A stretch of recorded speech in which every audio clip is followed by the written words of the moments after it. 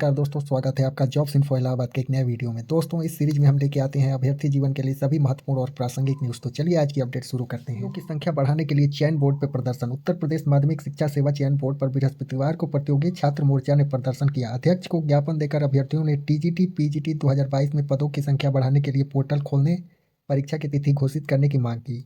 प्रतियोगी छात्र मोर्चा के प्रदेश अध्यक्ष विक्की खान ने कहा कि टीजीटी पीजीटी 2022 में रिक्तियों की संख्या प्रदेश के माध्यमिक विद्यालयों में रिक्त पदों के सापेक्ष बहुत ही कम है। ऐसे में पदों की संख्या बढ़ाने के लिए पोर्टल खोला जाए। विक्की खान का दावा है कि अध्यक्ष ने आश्वासन दिया है कि पोर्टल खोलने के लिए शासन से जल्द ही वार्ता की जाएगी। साथ ही पोर्टल खोलने के बाद परीक्षा तिथि पर भी निर्णय होगा। केंद्र निर्धारण की लिस्ट से कई कॉलेज को बाहर करने की तैयारी। प्रोफेसर राजेंद्र सिंह रज्जू भैया राज्य विश्वविद्यालय की परीक्षाएं दिसंबर के आखिरी सप्ताह से प्रस्तावित है। इसके लिए केंद्र निर्धारण का काम शुरू हो गया है। पूर्व की परीक्षाओं के दौरान सामूहिक नकल में चिन्हित किए गए कॉलेजों को इस बार केंद्र निर्धारण की लिस्ट से बाहर किए जाने की तैयारी है। एडेड जूनियर हाई स्कूलों में मिले रिक्त पदों में अंतर, ब्यौरा तलब। प्रधानाध्यापक के 390, शिक्षकों के 1507 पदों पर होनी है भर्ती। सहायता प्राप्त एडेड जूनियर हाई स्कूलों में शिक्षकों की भर्ती से पहले बेसिक शिक्षा विभाग विभिन्न जिलों में रिक्त पदों के ब्यौरे का मिलान कर रहा है। इस क्रम में लगभग 4 दर्जन जिलों के बीएसए से प्रधानाध्यापकों और शिक्षकों के रिक्त पदों का ब्यौरा मानकों के मुताबिक परीक्षण करके उपलब्ध कराने को कहा गया है। इसके बाद प्रधानाध्यापक के 390 और शिक्षकों के 1507 पदों पर भर्ती का कार्यक्रम जारी होगा। शिक्षकों के कुल 1897 पदों पर भर्ती के लिए पिछले साल हुई अर्हता परीक्षा का संशोधित परिणाम बीते सितंबर को जारी किया जा चुका है। इधर भर्ती प्रक्रिया आगे बढ़ाने से पहले रिक्त पदों के ब्यौरे में भिन्नता सामने आई है। अधिकारियों के अनुसार वर्ष 2020 में प्रधानाध्यापकों व सहायक अध्यापकों के रिक्त पदों का जो अध्याचन जिले को भेजा गया था, उसी आधार पर पदों की सूची तैयार की गई है। भर्ती से पहले इस सूची को पिछले महीने जिलों को फिर से भेजा गया तो सत्यापन में करीब 4 दर्जन जिलों ने अपने यहाँ कई विद्यालयों को उच्चीकृत दिखाया। तो को लगी 1-1 लाख रुपए की चपत। सहायक अध्यापक प्रवक्ता के पदों पर चयनित अभ्यर्थियों की नियुक्ति का इंतजार है। नियुक्ति में विलंब के कारण राजकीय माध्यमिक विद्यालयों में सहायक अध्यापक व प्रवक्ता के पदों पर चयनित तकरीबन 1,500 अभ्यर्थियों को 1-1 लाख रुपए की चपत लग चुकी है। इन अभ्यर्थियों की काउंसलिंग हो चुकी है। एक कार्यक्रम में इन्हें नियुक्ति पत्र वितरित किए जाने हैं, लेकिन शासन स्तर से कार्यक्रम का समय ही निर्धारित नहीं हो पा रहा है। उत्तर प्रदेश लोक सेवा आयोग ने 19 विषयों में जीआईसी प्रवक्ता के 1342 पदों का परिणाम जून 2022 में 2 चरणों में जारी कर दिया था।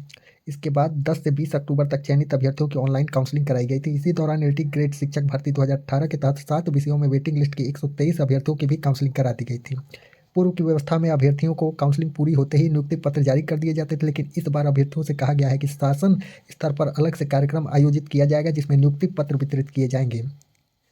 30 अक्टूबर तक नियुक्ति पत्र वितरित किए जाने का आश्वासन भी दिया गया था, लेकिन अभी तक कार्यक्रम निर्धारित नहीं किया जा सका है और अभ्यर्थी नियुक्ति के लिए भटक रहे हैं। राजकीय माध्यमिक विद्यालयों में सहायक अध्यापक यानी एलटी ग्रेड के शिक्षक को 64,500 रुपये और प्रवक्ता को 67,500 रुपये वेतन मिलता है। वेतन नियुक्ति की तिथि से मिलता है। वर्षों तक परीक्षा की तैयारी करने के बाद बेरोजगार अभ्यर्थियों का चयन तो हो गया, लेकिन नियुक्ति न मिलने के कारण जेब अभी भी खाली है। प्रतिदिन के हिसाब से एलटी ग्रेड शिक्षक के पद पर चयनित अभ्यर्थियों को 2150 रुपये और प्रवक्ता पद पर 2250 रुपये का नुकसान हो रहा है। चयनित अभ्यर्थियों का कहना है कि अगर काउंसलिंग के तुरंत बाद भी उन्हें नियुक्ति मिल गई होती तो यह नुकसान नहीं उठाना पड़ता। प्रत्येक अभ्यर्थी को करीब 1-1 लाख रुपए की चपत लग चुकी है। प्रतियोगी छात्र मोर्चा के संयोजक अनिल उपाध्याय और अध्यक्ष विक्की खान का आरोप है कि शासन इस मामले को गंभीरता से नहीं ले रहा है। नियुक्ति में विलंब के कारण अभ्यर्थियों को हो रहे नुकसान की कोई भी भरपाई नहीं हो पाएगी। उन्हें शासन से मांग की है कि चयनित अभ्यर्थियों को आवंटित विद्यालयों में नियुक्ति शीघ्र प्रदान की जाए। इलाहाबाद विश्वविद्यालय में बीए बीकॉम में प्रवेश के लिए नया कट ऑफ जारी कर दिया गया है। अगर बीए का कहें तो ओबीसी में 460, ईडब्ल्यूएस का 487, एससी का 300 और एसटी का 73। बीकॉम का देखें दोस्तों तो अनारक्षित का 434, ओबीसी का 356 और एससी का 210 कट ऑफ है। दोस्तों, स्टाफ सिलेक्शन कमीशन ने phase 9 2021 selection post examination higher secondary level का एडिशनल रिजल्ट जारी कर दिया है। दोस्तों, आप यहाँ देख सकते हैं इसका रिजल्ट पहले ही 1/7/2022 को जारी कर दिया गया था, लेकिन बहुत सारी पोस्ट था जिसपे कि स्क्रूटनी के दौरान पदों को भरने के लिए योग्य अभ्यर्थी न मिलने के कारण इसको फिर से एडिशनल रिजल्ट जारी किया गया है। दोस्तों, आप इस नोटिस में आगे देख सकते हैं।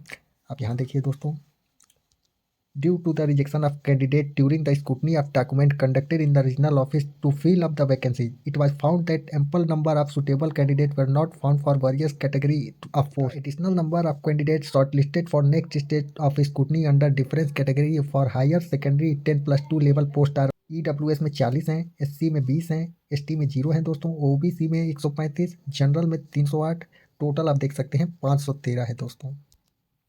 अदर कंडीशन एंड प्रोविजन जो भी है दोस्तों, जो 1/7/2022 को जारी किया गया था उसको कोई बदलाव नहीं किया गया है, रिमेन अनचेंज्ड है।